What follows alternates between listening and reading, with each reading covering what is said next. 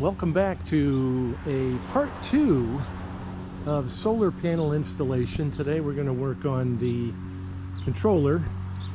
This is a Forest River Rockwood 2608BS travel trailer, and if you can see up on the roof there, I've already installed the solar panel.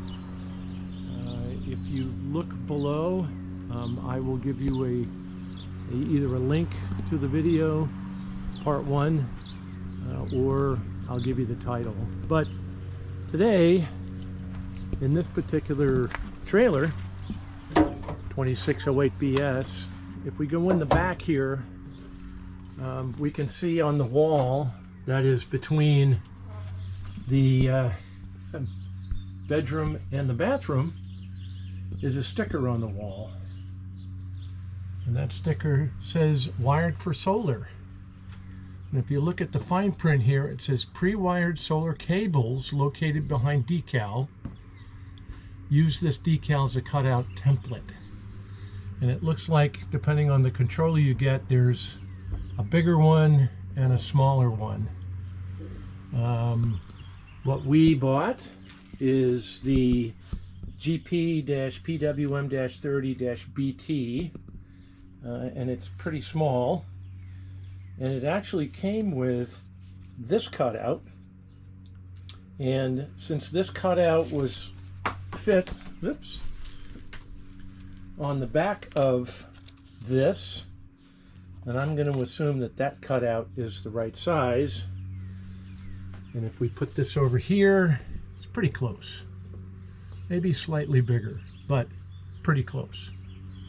So what I'm going to do today here is I'm going to get out my multi-tool and I'm going to cut into the wall here, and hopefully I will see some cables.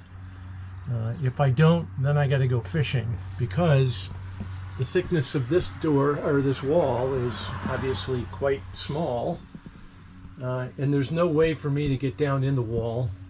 So hopefully the cables are hanging in here somewhere, so that once I cut this out, I could actually grab the cables, pull them out, and then we'll go ahead and hook up the solar controller.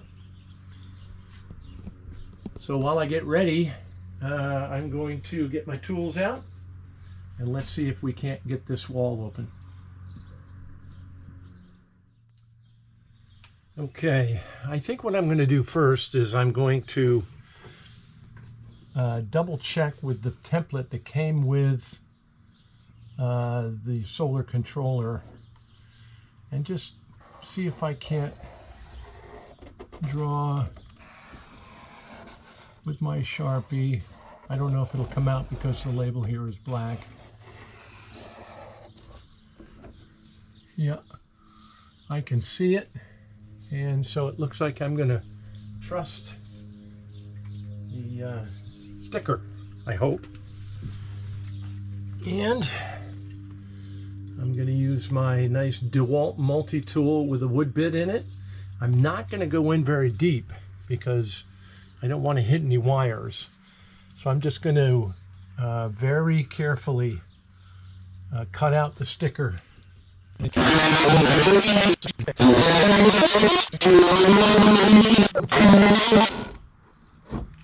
since I want this to come in the room, not out, we got it. And lo and behold, I didn't hit any of the wires. Guess what? There are the wires right there. So for those of you who have done this in other parts of your trailer, for instance, if you have a trailer with a pass-through, or you have a fifth wheel or something that has a basement, sometimes these wires are not as easy to find, but once you remove some panels, you know, in your basement or your pass-through, you can generally find them. I'm so happy that the wires are right here.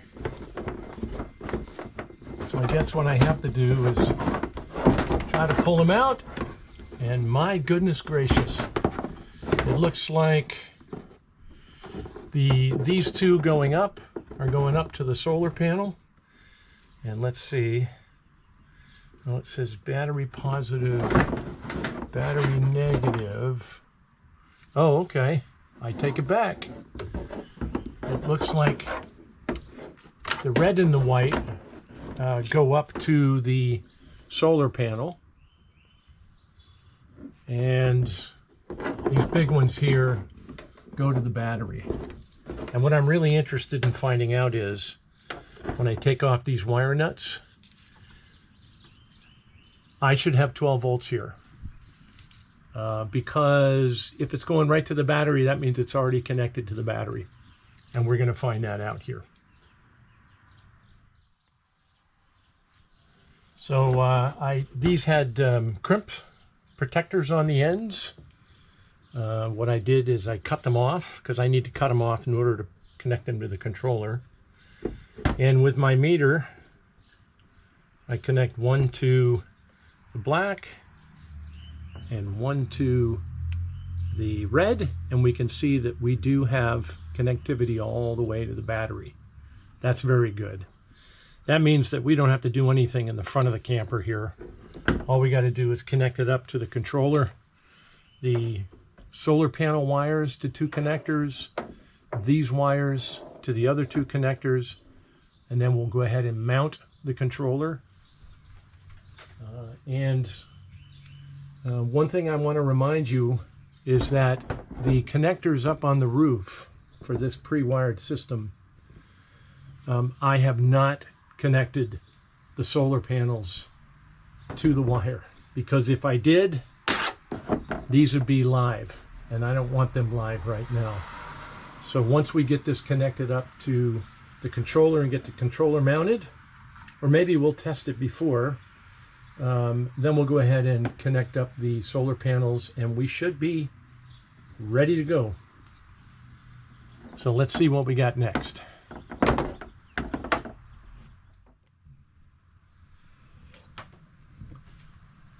So the one thing I did realize when I was cutting, I did nick just the outer shell of this cable a little bit.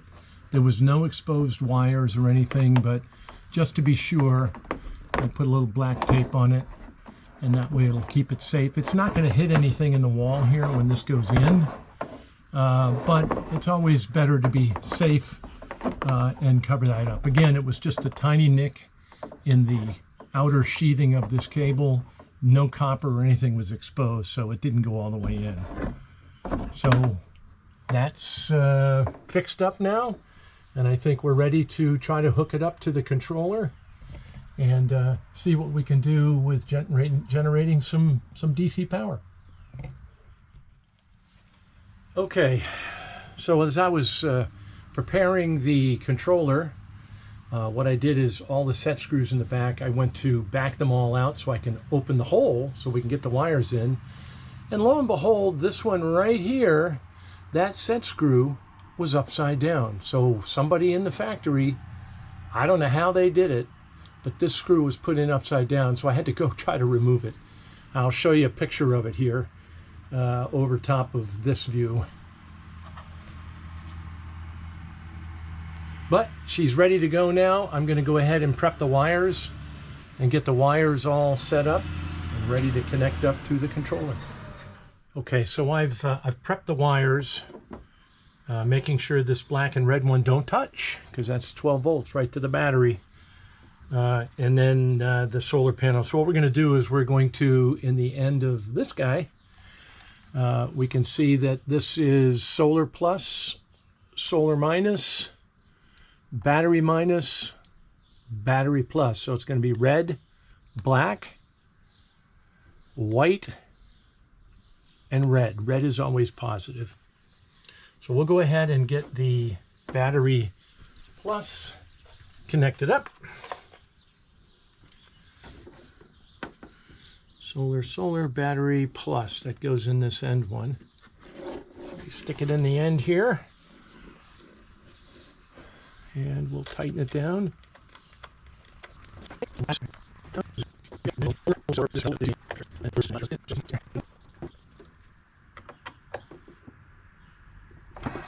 All right.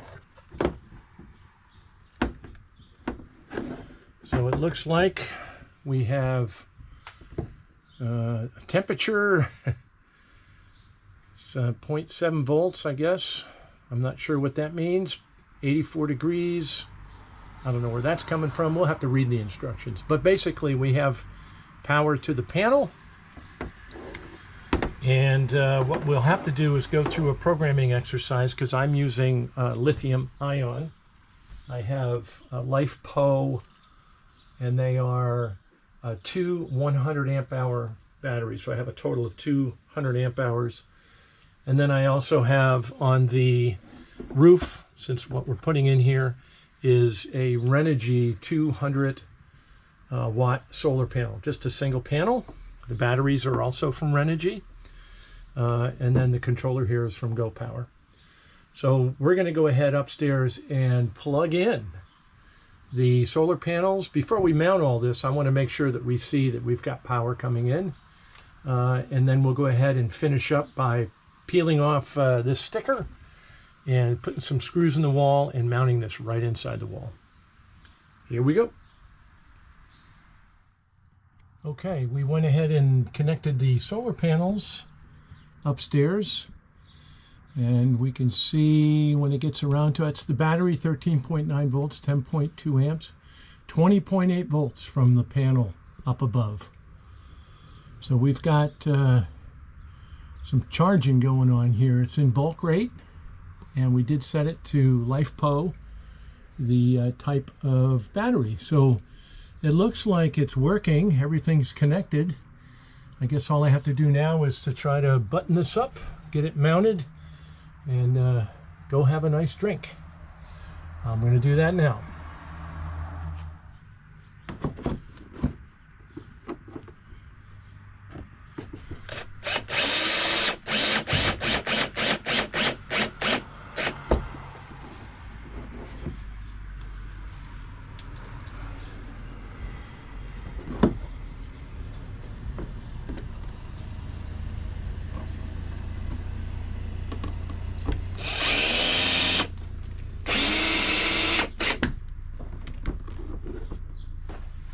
So we don't want to over torque these screws because they'll strip in the hole, because the wall is really only, I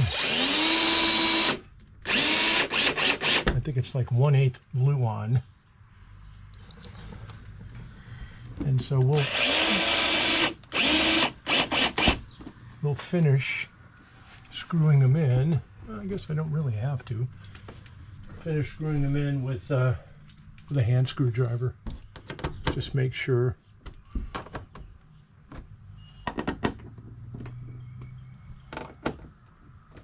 There you go. She's in. She looks relatively level. And this plate should just